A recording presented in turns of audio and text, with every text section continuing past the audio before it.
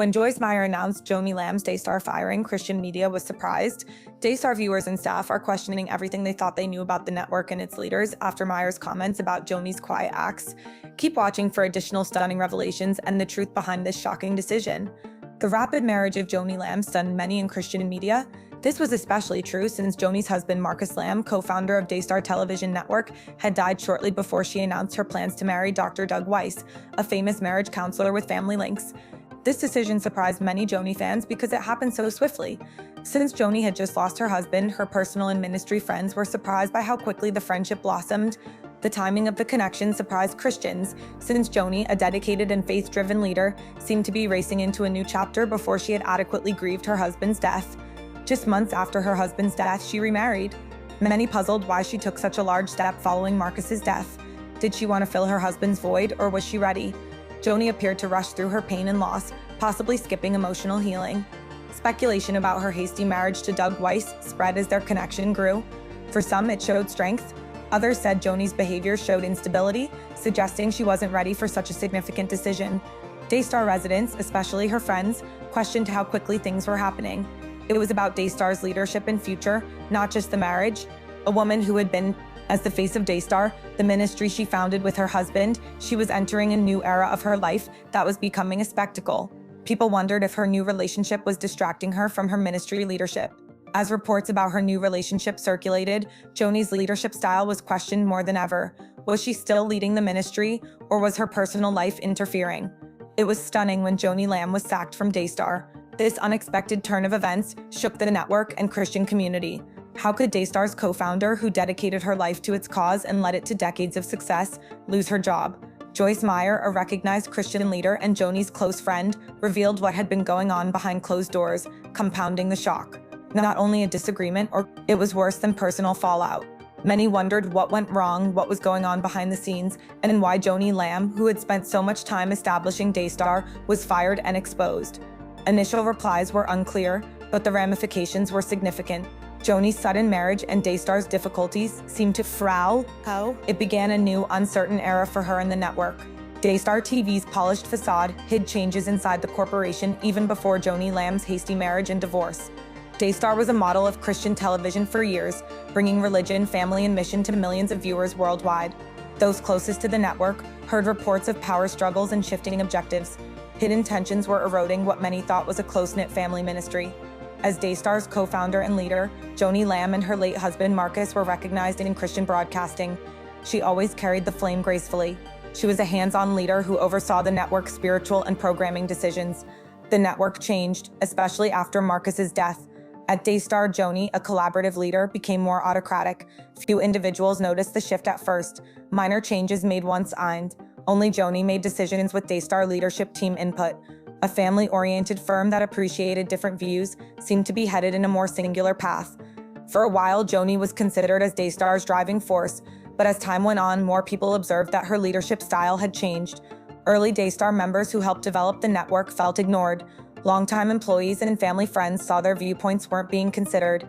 Fewer people were involved in decision-making, and Joni's vision seemed to matter more. This altered connections within the Daystar's leadership showed stress. The once close group was now separated, and Joni's family felt increasingly distant from Daystar's direction. Joni's son, Jonathan Lamb, who was supposed to lead the network, clashed with his mother. The tension between them increased when Jonathan realized his opinions were neglected, and his potential as a Daystar had an underappreciated leader. Work problems and personal issues fueled this fury. Jonathan had studied under his father, Marcus, for years and was expected to continue the family legacy. Jonathan felt overlooked as Joni's power over Daystar rose.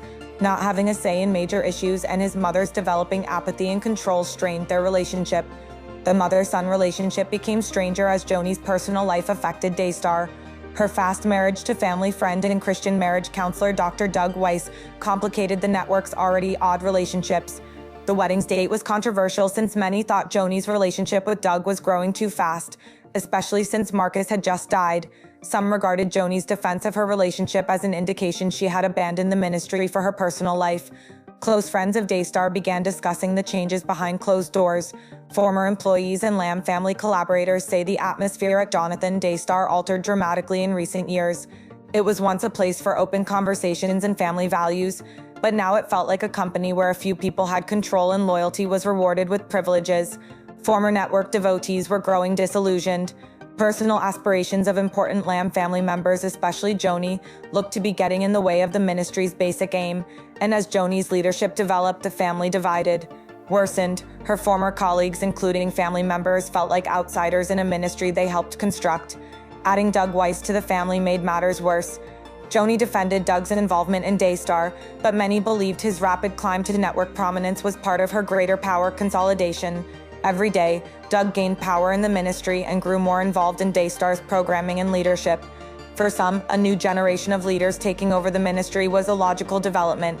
Joni used her influence to recruit allies to assist her maintain network control, which others saw as a power grab. Everyone struggled with these changes, not just staff and leadership. Daystar's once welcoming image faded. Runners were to have power struggles and controversies. It seemed to be suffering from greed, domination, and personal ambition like many other groups. As the family divided, it became evident that the Daystar everyone loved had changed. After inspiring millions of viewers, the network was suddenly a battleground with conflicting loyalties and an uncertain future. Even though Joni presented herself as a strong and confident leader, her closest allies could see how these disagreements were impacting her emotionally. She had spent decades creating Daystar into a global platform, and now she had to fight to maintain control. Her personal anguish and the congruence were evident. Joni felt isolated and overwhelmed as ministry tensions grew. Today, Daystar's future was uncertain as her once close family split apart. Joni got protective and cut herself off from her closest allies, family, and trusted staff as the walls closed in on her. The ministry felt betrayed, and years of confidence began to crumble. As Daystar battles escalated, the ministry was at a crossroads. Daystar's future was unknown after the family and network parted. Will Joni be able to rebuild the ministry and win back her supporters, or is the damage done and the split between family and leadership too deep to heal? The Daystar upgrade signified a new era for the network. That was full of uncertainty, turmoil, and tragedy. What had previously given millions of people hope was now a shadow, and it wasn't clear how to go. Daystar faced many challenges. Would it overcome them or become another narrative about power corrupting families? Time would tell. Joni Lamb and Joyce Meyer's battle was notable. Many Christians recognized this coming, but few expected it to be so public and devastating. Joni and Joyce were longtime buddies. Both were influential faith-based media women with different platforms but similar ambitions. They had collaborated on various initiatives, assisted each other with personal and professional issues, and even hosted ministry events.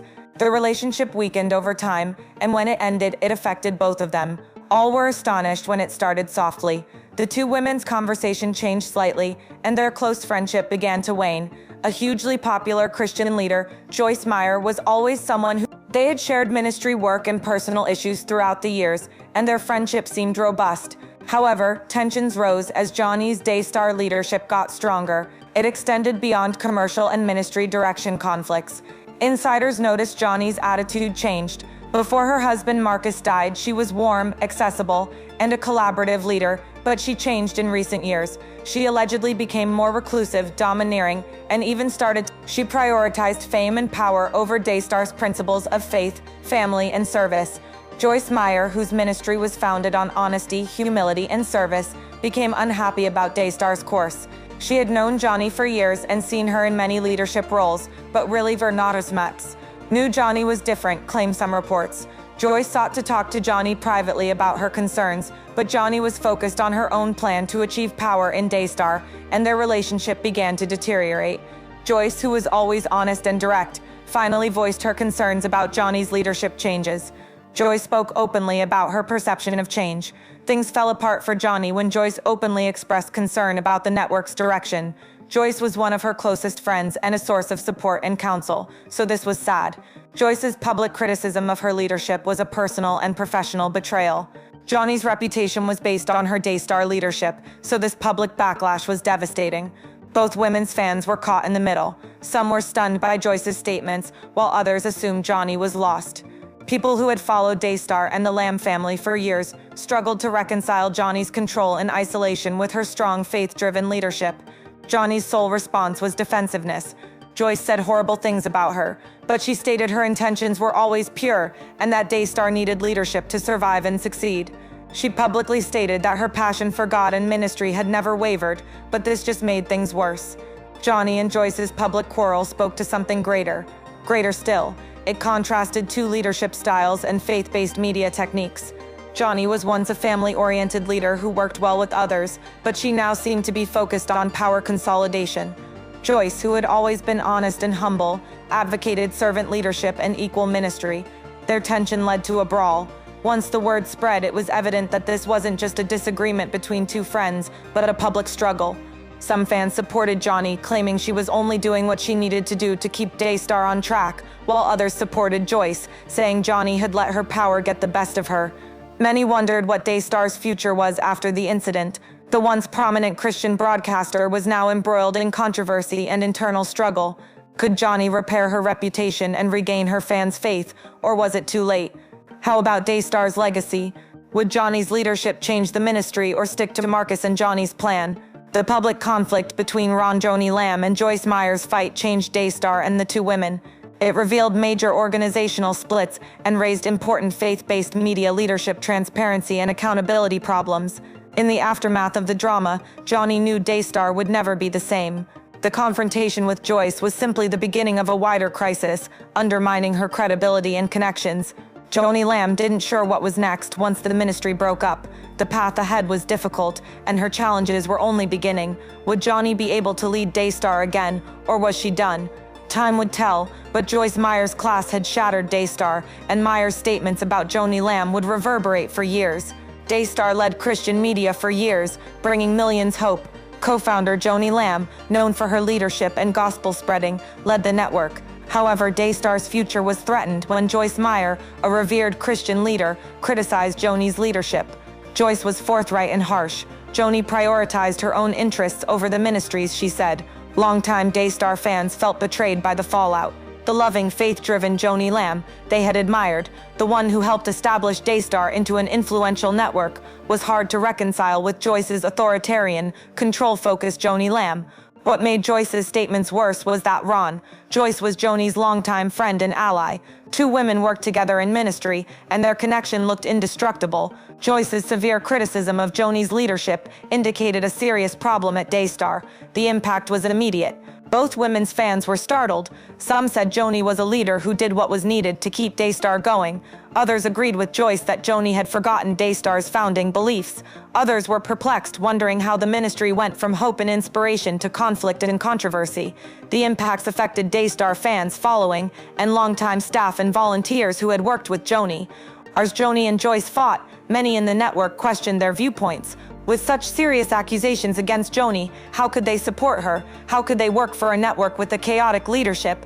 Joyce's reputation suffered over time, but Joni suffered immediately. For years, Daystar had set the standard for Christian television by upholding its ideals of faith, family, and service. Now that Joyce's statements were hanging over the network, many wondered if Daystar had been more about protecting power and influence than promoting the gospel. Can Joni recover from the damage, regain her reputation, and restore Daystar to its former glory? Daystar's leadership was under scrutiny as more stories emerged in the weeks that followed. How this would affect the Daystar Lamb family was a major concern. So long had Joni been the network's face that Daystar without her leadership was hard to envision. Her leadership was questioned and her personal ties were in ruins, so it wasn't obvious if the Lamb family would stay in charge or if new leadership was needed. Jonathan Lamb, Joni's son, was long considered Daystar's leader, but rumors of a growing breach between the two made others doubt he could. Daystar faced a decision. Now faith, honesty, and family were being questioned, threatening the network's empire. The network may be able to... We also knew that Daystar and Joni Lamb's leadership depended on how the network handled Joyce Meyer's comments. Would they downplay the matter and hope it goes away, or would they examine their leadership, values, and mission to see if they still support the gospel? Joyce and Joni's dispute presented Christian media with power, leadership, and accountability issues. It reminded us that even the most powerful leaders might make mistakes and that no one was beyond blame. This public fight would have enduring ramifications on Daystar, the Lamb family, and Christian media. Finally, Daystar's destiny would depend on its leaders and how they handled their issues. Did they choose honesty, modesty, and a dedication to the ideals that had made Daystar a religious role model for many? Or would they defend their image and power at all costs, risking viewer trust? Answering these questions would shape Daystar's legacy in Christian broadcasting for years to come.